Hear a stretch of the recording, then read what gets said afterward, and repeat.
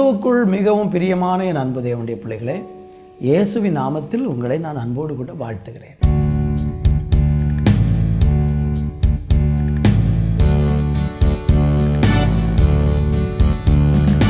என் தேவா உம்மை பாடுவேன், இனி என்றென்று ஸ்தோத்தரிப்பேன். என் உயிரே எந்த நேசுவே முழு மனதாய் ஸ்தோத்தரிப்பேன். என் தேவா உம்மை பாடுவேன், இனி என்றென்று ஸ்தோத்தரிப்பேன்.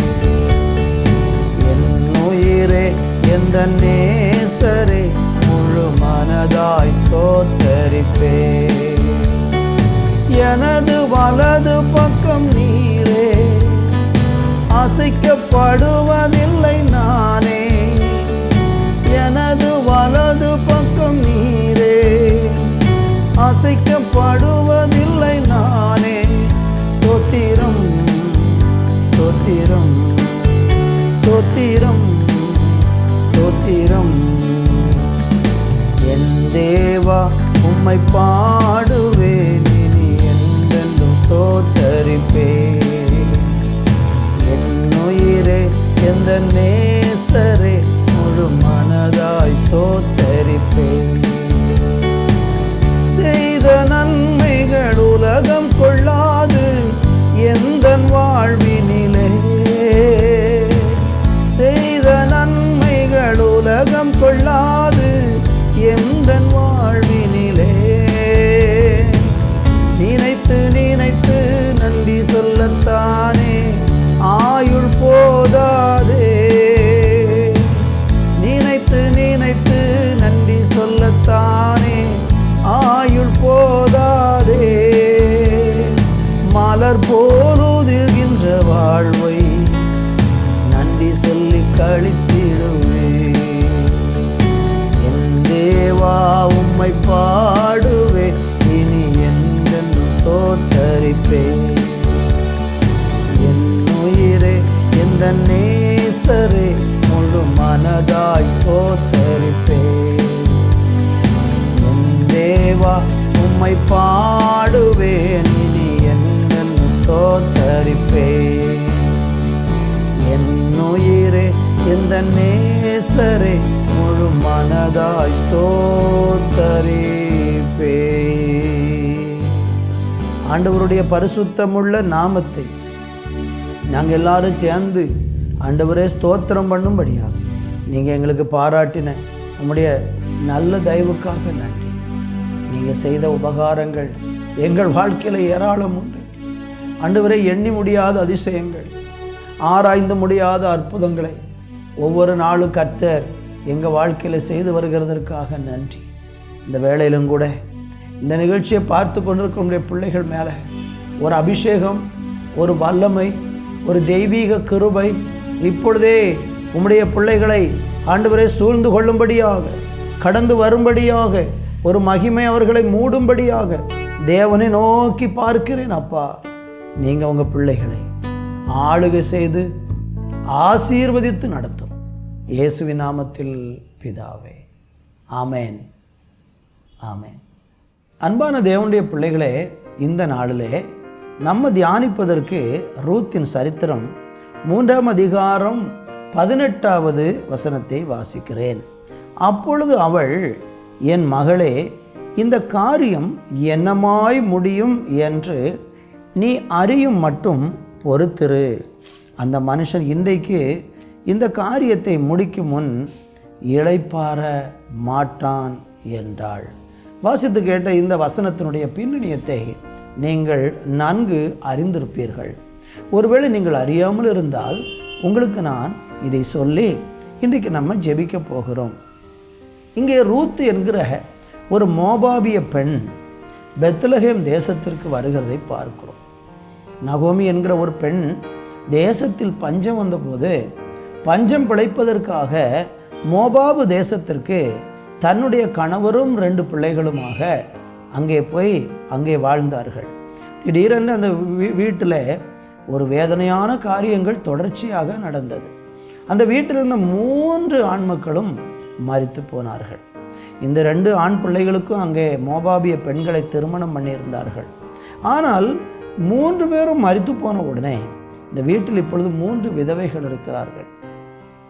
இந்த நகோமி 10 ஆண்டுகளுக்கு பிறகு தேசத்தில் பஞ்சமெல்லாம் நீங்கிவிட்டது என்று கேள்விப்பட்ட போது அவள் இப்பொழுது பெத்லகேமுக்கு வருகிறாள். வரும்பொழுது 2 மருமகளும் கூட வந்தார்கள்.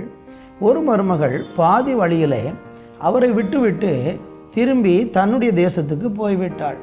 ஆனால் இந்த ரூத் என்கிற பெண்ணோ தன்னுடைய மாமியாரை பின்பற்றி தன்னுடைய மாமியார் சேவிக்கிற தெய்வம் உண்மையுள்ள தெய்வம் என்று அறிந்து இந்த மாமியாரை பின்பற்றி அவள் இந்த பெத்லகேம் தேசத்துக்கு வருகிறதை பார்க்கிறோம்.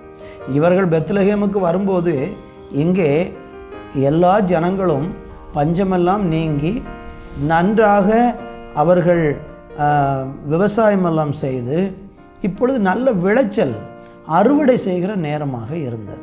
நகோமிக்கோ 10 ஆண்டுகள் அந்நிய தேசத்தில் இருந்ததுனால அவருடைய நிலன்புலன்கள் எல்லாம் எந்த விதமான விளைச்சல்களும் செய்யவில்லை, விவசாயம் செய்யவில்லை, தரிசு நிலங்களாகவே கிடந்தது. ஆகாரத்துக்காக என்ன செய்வது என்று யோசிக்கும் பொழுது இஸ்ரவேலில் ஒரு பழக்கம், அங்கே விவசாயிகள் அறுவடை செய்கிற நேரத்தில் விதவைகள் ஏழைகள் அவர்கள் அறுத்து கொண்டு போகிற நெல் கதிர்களிலிருந்து தரையில் விழுகிறவைகளை எல்லாம் ஏழைகளுக்கும் திக்கற்றவர்களுக்கும் விட்டுவிட வேண்டும் என்கிற ஒரு பழக்கம் இஸ்ரவேலில் இருந்தது. அந்த சூழ்நிலையில் கீழே விழக்கூடிய கதிர்களை பெருக்கும்படியாக இந்த நகோமி என்கிற பெண் மருமகளாகிய ரூத்தை இப்பொழுது வயல்களுக்கு அனுப்புகிறாள். அவள் போனபோது அந்த வயல் தற்செயலாக போவாஸ் என்கிற ஒரு செல்வந்தனுடைய வயலாக இருந்தது. அந்த வயலில் போய் அவள் அங்கே எல்லாவற்றையும் பெருக்கி அங்கே வருகிறதை நம்ம பார்க்கிறோம். அதற்கு பிறகு இந்த போவாஸ் என்பவர் இவளுடைய உறவின் முறையான் என்று அறிந்து இந்த ரூத்தை அவன் திருமணம் பண்ணுவான் என்று விரும்பி நினைத்து கொண்டு அவனை சந்திக்கும்படியாக அனுப்புகிறதை பார்க்கிறோம். அவள் மாமியார் சொன்னபடியெல்லாம் அவள் செய்துவிட்டு திரும்பி வருகிறாள். வரும்போது எல்லா காரியங்களும் செய்தாயிற்று. ஆனால் இனி என்ன நடக்கப் போகிறது? அந்த போவாஸ் என்கிறவன் இந்த ரூத்தை திருமணம் பண்ணுவானா என்கிற ஒரு காரியம் ஒரு இருதயத்தில் யோசிக்கிற ஒரு விஷயமாக இருந்தது. அந்த நேரத்தில் நகோமி மருமகளை பார்த்து சொல்லுகிற காரியம் அதுதான். என்ன சொல்லுகிறாள்?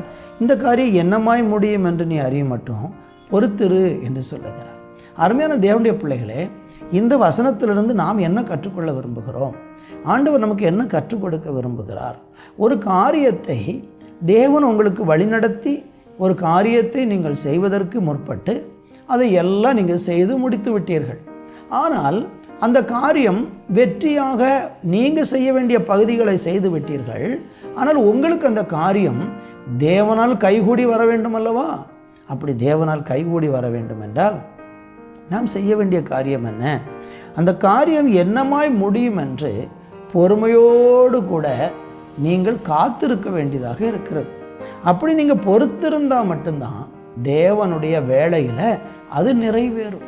நம்ம செய்ய வேண்டியதை சரியான நேரத்தில் சரியான விதத்தில் நம்ம செய்து முடிக்கும்போது தேவனுடைய வேளையில் தேவனுடைய செயல்களை நமக்காக தேவன் செய்வார். எனவே இன்றைக்கு கூட உங்கள் வாழ்க்கையில் நீங்கள் சில காரியங்களுக்கு வேலைக்கு முயற்சி பண்ணியிருக்கலாம், படிப்புக்கு முயற்சி பண்ணியிருக்கலாம், திருமண காரியங்களுக்கு முயற்சி பண்ணியிருக்கலாம். எல்லாம் செஞ்சிட்டீங்க. பணம் பிள்ளைகளுக்கு சேர்த்து வச்சுருக்கிறீங்க, திருமணத்துக்காக பல காரியங்களை செய்து கொண்டிருக்கிறீங்க. ஆனால் திருமணம் தடைபட்டு கொண்டு இருக்கிறது. வேலைக்கு எல்லாம் ரெஸ்யூம் எல்லா இடத்துலையும் கொடுத்து வச்சுருக்கிறீங்க, வேலை கிடைக்கவில்லை. படிப்புக்கான முயற்சி செய்கிறீங்க, பணக்காரியங்கள் வாய்க்கவில்லை. வீடு கட்ட வேண்டும் என்று ஆசைப்படுறீங்க, ஆனால் எல்லாம் ஆயத்தமாக இருக்கிறது, அந்த வேலைகள் எப்போ நடக்கும்னு தெரியலை. இப்படி பல காரியங்களை செய்து குழந்தை திருமணமாகி குழந்தைக்காக நீங்கள் எதிர்பார்த்து கொண்டிருக்கிறீங்க. ஆனால் குழந்தை பல வருஷமாகி குழந்தை பாக்கியம் இல்லை. இப்படியெல்லாம் பலவித காரியங்களில் நீங்கள் சோர்ந்து போயிருக்கிறீங்கன்னா நீங்கள் கலங்க வேண்டாம். இந்த காரியம் என்னமாய் முடியும் என்று அறியும்படிக்கு நீங்கள் பொறுத்து இருக்க வேண்டியது அவசியமாக இருக்கிறது. ஏனென்றால் தேவனுடைய பிள்ளைகளுடைய வாழ்க்கையில் அவர் எல்லாவற்றையும் அதனதன் காலத்தில் நேர்த்தியும் செம்மையுமாக செய்வார். ஆபிரகாமை எடுத்துக்கொள்ளுங்க. அவருடைய வாழ்க்கையில் ஒரு குழந்தையை தருவேன் என்று வாக்கு பண்ணினார்.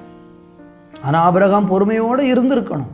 ஆண்டவர் எனக்கு எப்போ பாக்கியத்தை தருகிறாரோ அதுவரை நான் காத்திருப்பேன் என்று அவன் காத்திருக்க வேண்டும். ஆனால் அவன் காத்திருக்கலை. இடையில சில காரியங்களை செய்ததுனால பலவிதமான பிரச்சனைகளையும் அனுபவித்தான்.